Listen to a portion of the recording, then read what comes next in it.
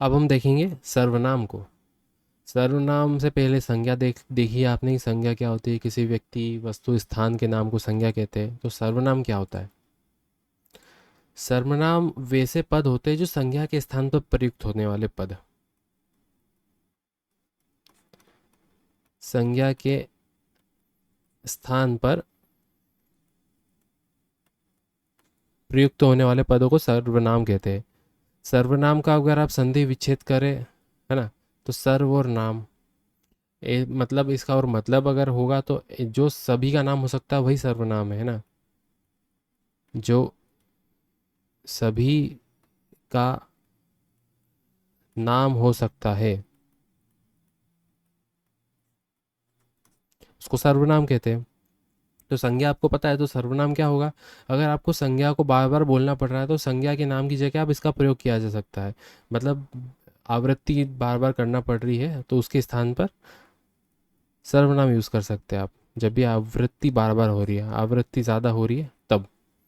ठीक है, उदाहरण के लिए राम कह रहा था कि आज राम कह रहा था कि आज राम राम के भाई से मिलने के लिए जाएगा।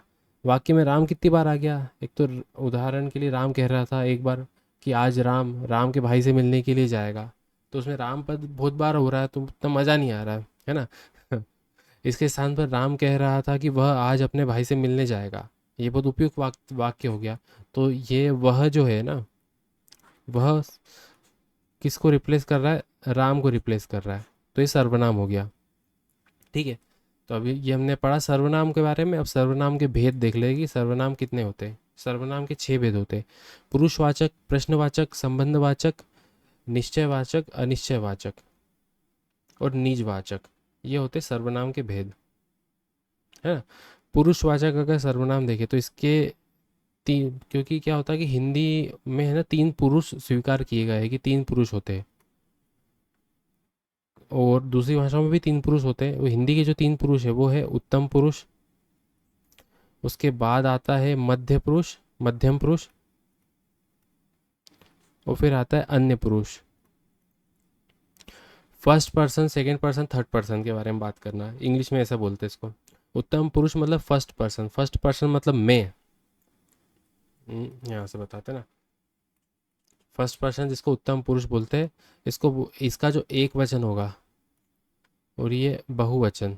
हिंदी में तो 2 ही वचन चलते हैं तो मैं उसी हिसाब से बताता हूँ। तो फर्स्ट पर्सन का जो एक वचन होता है वो होगा मैं, उसका बहुवचन होगा हम। सेकंड पर्सन जिसको मध्यम पुरुष बोला जाता है उसका जो एक वचन होगा वो होगा तू, उसका बहुवचन होगा तुम, है ना। यहाँ छोटा, यहाँ बड़ा तू हो गया। और थर्ड होता है उत्तम पुरुष, सॉरी उत्तम या फिर अन्य पुरुष। उत्तम पुरुष नहीं होता, वो अन्य पुरुष होता है ना। अन्य पुरुष, थर्ड होगा अन्य पुरुष, वो होगा वह। और इसको बोलेंगे बहुवचन में वे। तो ये हमने पुरुषवाचक सर्वनाम को एक वचन और बहुवचन में इसको आइडेंटिफाई करा। ठीक है, तो ये हो गया अपना पुरुषवाचक सर्वनाम। मैं, हम, तू का तुम, वह का वे, ये पुरुषवाचक।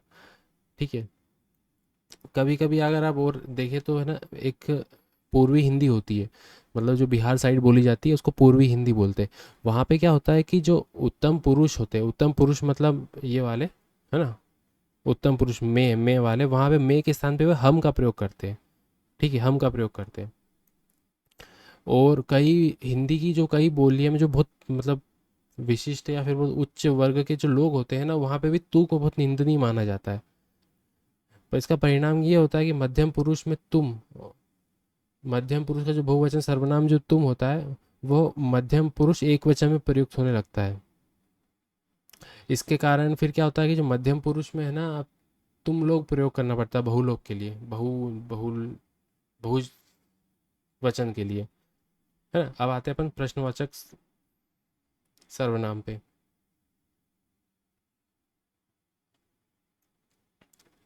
कहाँ, किसी स्थान को बता रहा है। ये ऐसे सर्वनाम होते हैं जो किसी व्यक्ति या वस्तु के संबंध में प्रश्नवाचकता को व्यक्त करते हैं। जैसे राम कहाँ गया, यहाँ पे कहाँ क्या हो गया, एक प्रकार का सर्वनाम हो गया। फिर अब हम देखते हैं संबंधवाचक। संबंधवाचक ऐसे सर्वनाम होते हैं जो इनका उपयोग कहाँ होता है, ये बहुत इंपॉर्टेंट है। इसका उपयोग होता है मिश्र वाक्यों में। वाक्य पढ़ेंगे तब हम बताएंगे अब मिश्र वाक्य क्या होता है। तो उसका संबंधवाचक सर्वनाम का प्रयोग होता है वाक्यों में, जहाँ पे एक से अधिक वाक्यों के संबंध जोड़ने में इनकी आवश्यकता होती है। उदाहरण के लिए, जो पढ़ेगा वह सफल होगा। जो पढ़ेगा वह सफल होगा, है ना। यहाँ पे क्या क्या, जो और वह, ये हो गए संबंधवाचक सर्वनाम। फिर आते हैं निश्चयवाचक सर्वनाम पे। निश्चयवाचक ऐसे सर्वनाम होते हैं जो किसी संज्ञा की निश्चितता, डेफिनेटली बताते हैं, कितना डेफिनेट है वो, डेफिनेट। ये प्रात अकारांत होते हैं। अकारांत मतलब यह वह होते हैं ना, यह वह, इनको अकारांत बोलते हैं। परंतु इनमें प्राय ईकारांत होने की गहरी विद्यमानता होती है ना। अ से ई होना, यही और वही, ये इकारांत हो गया। यह वह अकारांत है, अ से है, और इकारांत यही वही हो गए, है ना। फिर आते अनिश्चयवाचक सर्वनाम। अनिश्चयवाचक ऐसे सर्वनाम होते हैं जो किसी संज्ञा पद की अनिश्चितता को व्यक्त करते हैं, मतलब डेफिनेट नहीं होते ये, है ना। जैसे कोई है, कोई है हो गया, ठीक है। और बताऊं तो, जो कोई है में कोई हो गया वो अनिश्चयवाचक सर्वनाम हो गया। कहीं भी, कोई स्पेसिफिकली पता है कि कहाँ पे, कहीं भी हो सकता है। निजवाचक सर्वनाम।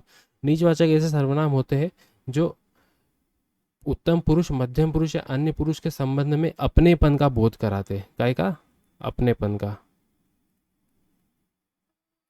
अपनेपन का बोध कराते हैं, उनको बोलते हैं निजवाचक सर्वनाम।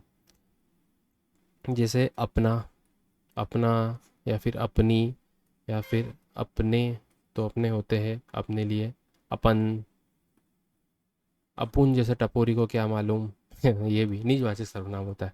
तो हमने आप अभी इसमें पढ़ा, अपने सर्वनाम पढ़े, है ना।